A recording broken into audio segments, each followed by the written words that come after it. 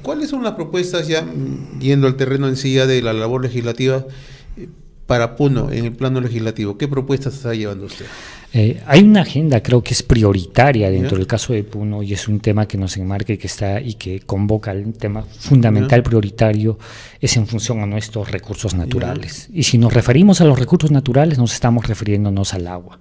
Y si hablamos del agua, estamos hablando del lago Titicaca en la región de Puno. ¿Qué implica esto? Implica de que tengamos que generar iniciativas legislativas que primero nos permitan revisar todos los acuerdos normativos que existen de un tratado binacional que involucra tanto al gobierno peruano y al gobierno boliviano, porque está sujeto la administración, el uso y gestión de los recursos hídricos de las aguas del Titicaca a este acuerdo binacional. Entonces, es en ese sentido que vamos a revisar este conjunto de normativas que no ha estado funcionando para ver de qué manera generamos iniciativas para gestionar, ¿no?, para preservar, para garantizar su uso, y el otro tema es para ver cómo tratamos el tema de los pasivos ambientales que está teniendo el lago Titicaca en la actualidad. Entonces, ese es un tema prioritario y a esto tendríamos que ver cuáles son las cuencas que se desembocan en toda la cuenca del Titicaca, o todos los ríos que están desembocando, como es el caso de la cuenca Río Ramis, que tiene pues altos índices de contaminación, efectos de la minería informal, y ver cómo tratamos este tema para conservar ese recurso hídrico que es básico. Usted va a hacer una revisión entonces integral de este tratado binacional y todos los marcos normativos que están allí, pero ¿hubo algún tipo de avance en años anteriores? ¿Qué cosas creo que se ha venido haciendo esto? Y en todo caso, ¿cuál ha sido los resultados de la gestión? Porque si hay un tratado binacional, estamos hablando entonces que esto ha tenido todo un periodo, ¿no?, de gestión que debió de efectuarse.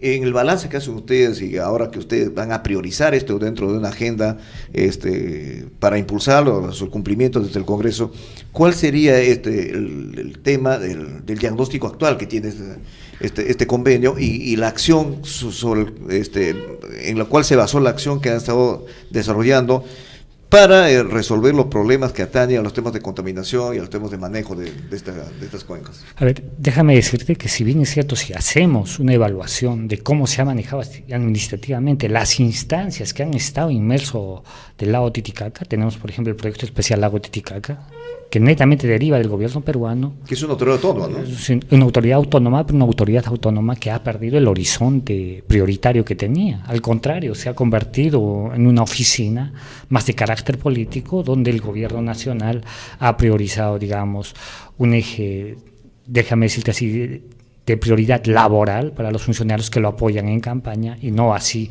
el verdadero objetivo para el cual ha sido creado. Creo que toca revisar cuál es el funcionamiento que está teniendo el proyecto especial Lago Titicaca. Es uno de los temas que, digamos, hay que revisarlo y que cuestiona, digamos, dentro del balance el tema de cómo se ha venido administrando el tema del Lago Titicaca. La autoridad local el ALT, que es la autoridad local del Lago Titicaca, tampoco, digamos, ha planteado iniciativas claras en materia de investigación, estudios. Es más, hay estudios que si nosotros los publicamos enteramente, nos determinan de que dicen que el lago Titicaca no está contaminado y que si está contaminado es un pequeño porcentaje, y este pequeño porcentaje que está contaminado no tendría gran efecto como se está magnificando. Pero si nosotros vemos el tema de las cuencas que están llegando al lago Titicaca, como es la cuenca Río Ramis, hay un nivel de contaminación que está siendo afectada, no solamente la bahía del lago Titicaca. Entonces sí toca revisar el tema normativo. Estamos viendo solo en el tema de contaminación, probable contaminación que tendría el lago Titicaca. Entonces, si nosotros vemos a eso el tema de uso y gestión, existe una serie de problemáticas que van más allá. Entonces, lo que nosotros planteábamos y que tenga que ser claro es que se tenga que aclarar este tema, porque es necesario hacer un estudio de balance hídrico para que nos determine la cantidad de oferta hídrica que puede tener este lago, y en función a esta oferta hídrica, ¿qué se prioriza?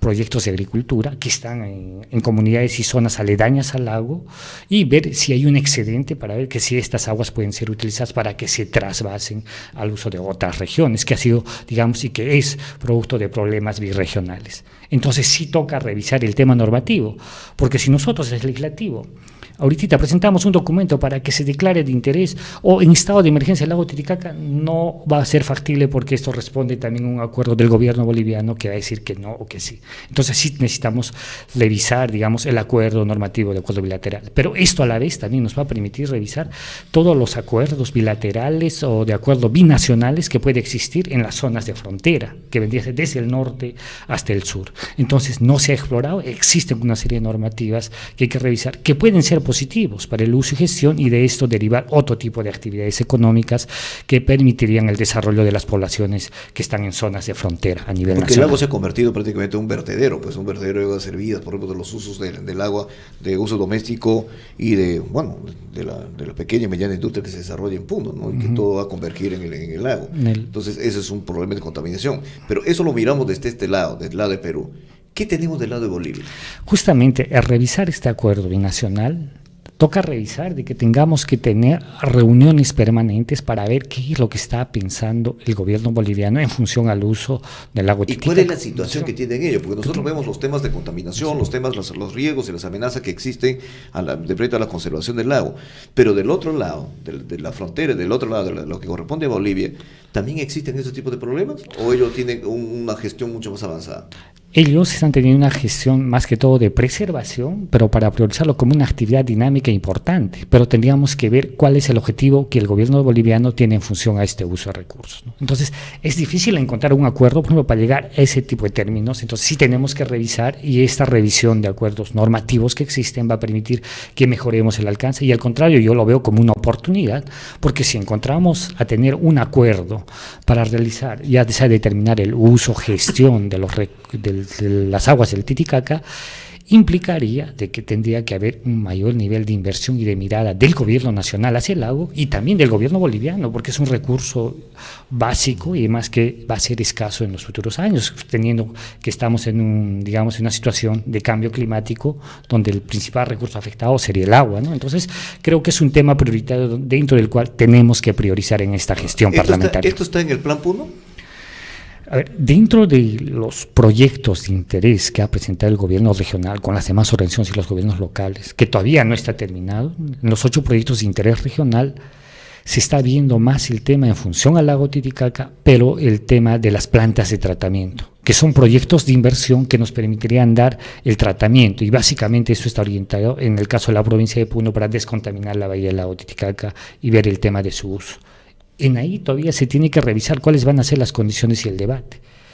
Pero creemos que el tema del uso y la gestión de las aguas del Titicaca va más allá de un proyecto de inversión. Tenemos que ver el tema de protección, gestión y, como le decía, el tema del balance hídrico que es necesario para ver cuánta demanda hídrica, porque tenemos que proteger. Es un recurso básico que tenemos en la región de Puno y en el país, que es importante mantenerlo y preservarlo. Pero Pablo Kuczynski va a visitar el lunes y va a ir con parte de su equipo ministerial, de su gabinete, para ver, y nos imaginamos hacer una evaluación in situ y recibir también las impresiones de las autoridades y la sociedad civil de Puno respecto a los problemas que enfrenta esta región. Ustedes van a estar allí, nos imaginamos en Puno, o en todo caso están de una u otra forma conectados con estos temas que tienen que ver la actualidad que se está manejando en la región. Ahora, ¿cuál es la expectativa de la visita a Pedro Pablo Kuczynski respecto a la agenda, por ejemplo, que usted nos está señalando en este momento? Hay 2 puntos importantes. Primero, la visita que ha confirmado Pedro Pablo Kuczynski a la región de Puno es por un tema de emergencia actual, y que no solo debería ser de emergencia, sino que debería ser visto como política pública, que es el tema del friaje. El friaje no solamente es un problema que lo vivimos cada etapa del año y en ciertas regiones. Si bien es cierto, existe un plan de friaje a nivel nacional, todavía no se ha hecho la evaluación con la participación de los gobiernos locales que están involucrados dentro de esto y por ahí los parlamentarios para ver qué se ha hecho en tema respecto al friaje. Toca hacer esa evaluación y lo que está haciendo Pedro Pablo supongo que es para ver cuál ha sido el avance y cuáles van a ser las medidas inmediatas en cuanto al friaje. Esa es la agenda prioritaria. Y la otra agenda que ha priorizado es que se va a reunir con el gobernador regional para revisar los acuerdos de los proyectos de interés regional. proyectos que todavía no han sido concluidos, que todavía no han sido consensuados, y eso se determinó en la última reunión que hemos tenido, que deberían de concluirse a fines del mes de agosto, queda el compromiso. Entonces, si es dentro de esos temas, pero hay que también hacerle entender al presidente de la República que no solo pueden ser estos dos temas de interés, porque la problemática de la región de Puno viene también abarcada a distintos sectores. Yo tengo claramente, y si está visitando Madre de Dios, creo que sí debería tocar el tema de la minería informal. ¿Cuál va a ser el tratamiento en la región de Puno? Es uno de los grandes problemas que tenemos en la región de Puno, que tiene que ser atacada. Entonces, se debería tocar de manera más amplia. No hemos todavía acordado dentro de la bancada si vamos a estar los congresistas del Frente Amplio el día lunes, pero sí tenemos que hacerle seguimiento a estos compromisos. Pero que todavía queda por madurar una agenda más amplia, que no solamente se focalice, centralice en la capital de la región o se focalice en ciudades donde hay mayor población, sino hay que tener una mirada más amplia de la región, donde se componen las 13 provincias. Y en esa mirada amplia, esta mañana justamente el gobernador regional de Puno ha ofrecido declaraciones a la agencia andina y entre otros temas ha dicho que uno de los temas que él va a plantearle durante la visita el lunes a Pedro Pablo Kuczynski es el relanzamiento, reimpulso del megaproyecto del gasoducto sur peruano, ¿no? Es lo que ha planteado esta mañana. ¿Y por qué? Porque a su juicio del gobernador no se le ha dado el impulso en los últimos años y tampoco se favorecería a Puno con este proyecto, ¿no? ¿Cuál es el punto de vista suyo?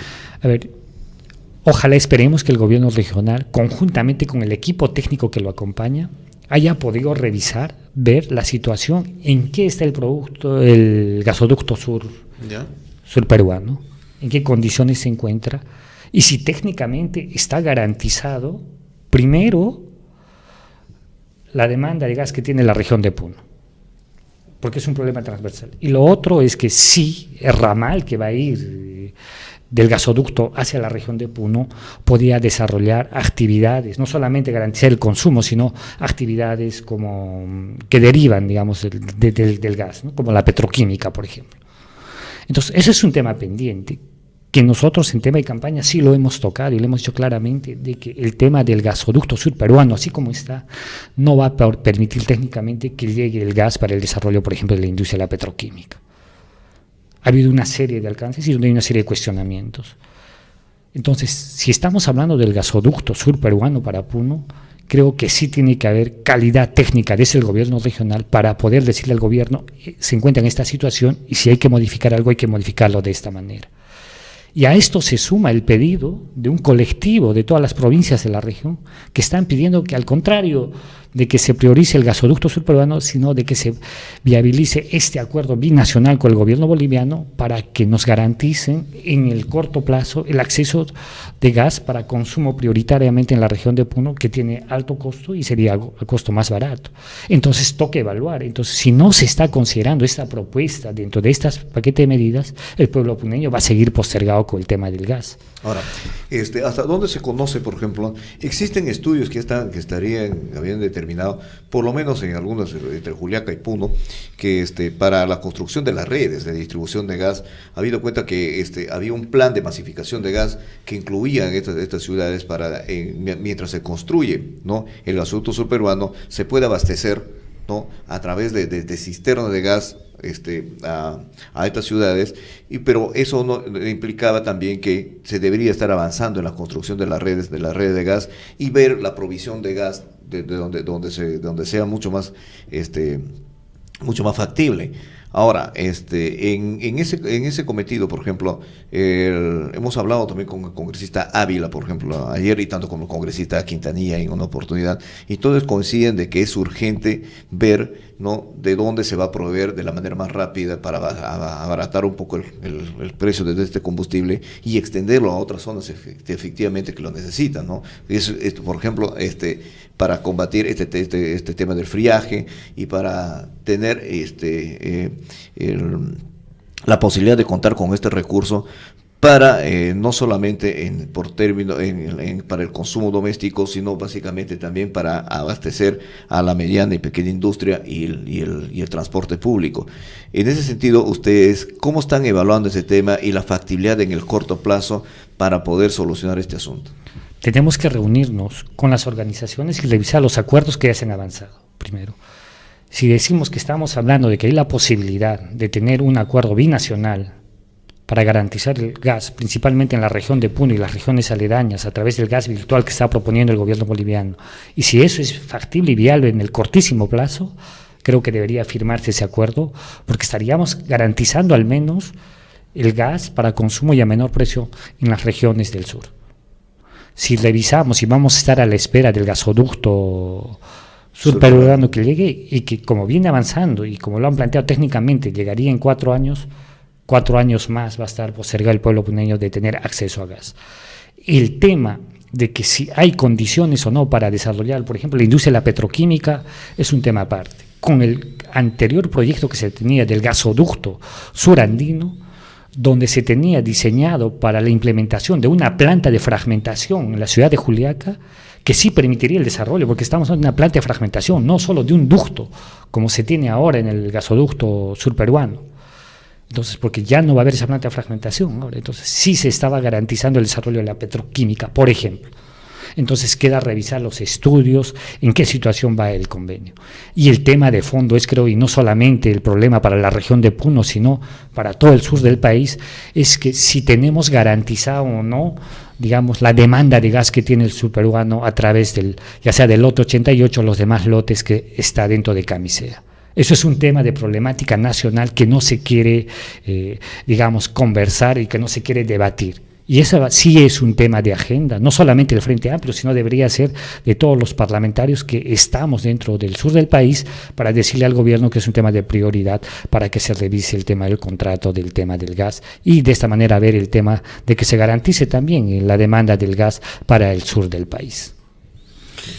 Bien, una última pregunta, congresista. ¿En qué hay respecto al tema de una de sus propuestas, el tema de la Ley de Seguridad Alimentaria? A ver, el tema de la Ley de Seguridad Alimentaria y Nutricional ha sido una ley que ya ha sido aprobada en varios periodos legislativos, que al contrario ha sido observada por la congresista Marta Chávez por ciertos temas del vamos a tener que reunirnos con las organizaciones sociales, con los sectores prioritarios, para ver en qué se encuentra este avance, y tenemos que retomarlo, socializarlo nuevamente, para ver en qué situación se ha avanzado, cuál ha sido el cuestionamiento que le ha hecho la anterior bancada a esta ley, y tener que plantearlo de una vez al Pleno del Legislativo para que sea aprobada esta ley, porque es una ley transversal que involucra tanto al sector educación, al sector salud y al sector agricultura, y principalmente a los pueblos indígenas y originarios, a nuestras comunidades campesinas que están a nivel nacional, ¿no?